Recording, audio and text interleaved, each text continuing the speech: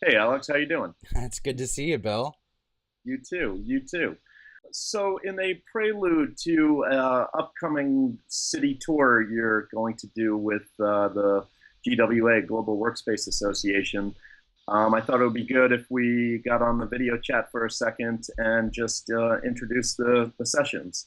Do you have any opening remarks to say? Yeah, so I'm really excited about this tour. Bringing myself from Indie Hall in Philadelphia, along with my counterpart Adam Teteris, to talk about some of the stereotypes about shared workspaces and the people who work in them, and try and tear those apart and have people really understand who the people who are working in shared workspaces are, why they choose them, and how to develop business around them in a way that's going to be a whole lot more effective than some of the things that maybe people have been trying so far.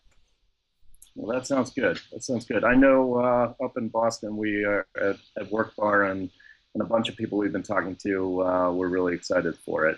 To give people a flavor of the types of things that will be discussed, I want to ask you a couple of questions, one for the existing operator and one for the new operator. So, for the existing space operator, whether it's a co working center, a business center, an incubator, a maker space, let's say they have a community of people that they're serving in their space and a good amount of engagement, but they want to get engagement across a broader level of the membership. Any thoughts around that? Yeah, so when honestly communities of any size can run through these kinds of problems where there's people who are engaged, but it feels like not quite enough people, and sometimes that even leads to problems where people being disengaged are more likely to cancel their membership. The big thing that I think makes the biggest difference is a little bit counterintuitive, just because it can take more Mm, time than you're used to.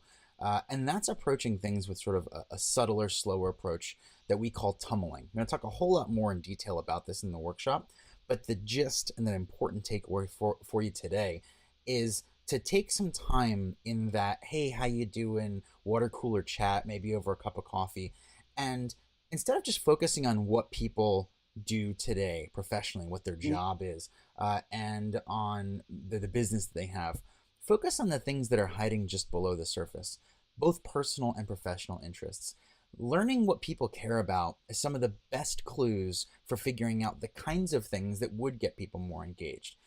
If it's people really interested in music, then maybe you want music related events, even if you're generally a more professional community. You want people coming together around stuff that they really care about, because that's the place where they're going to build the strongest relationships.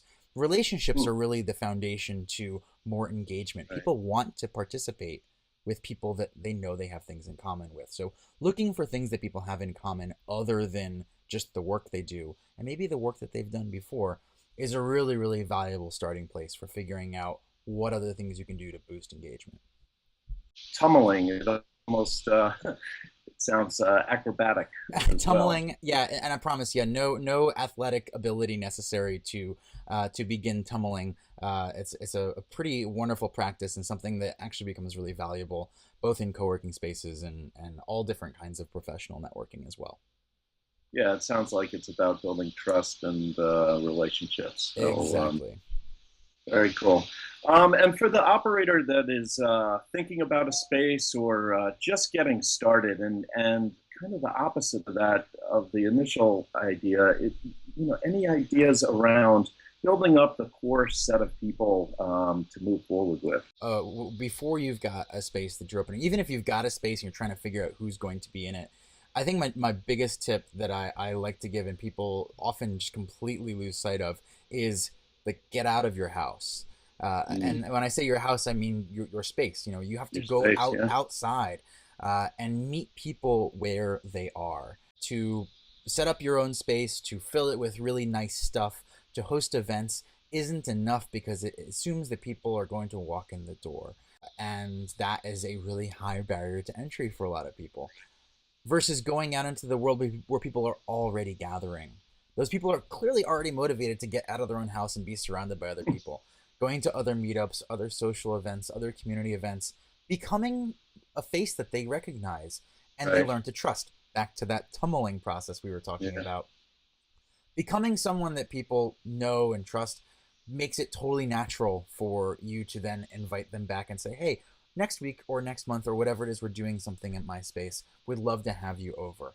And I think that's really the key, though, is putting up any kind of beacon on your own space. It's going to be a lot slower. Getting out to where people are, building trust there, and then inviting them home. That's for the win.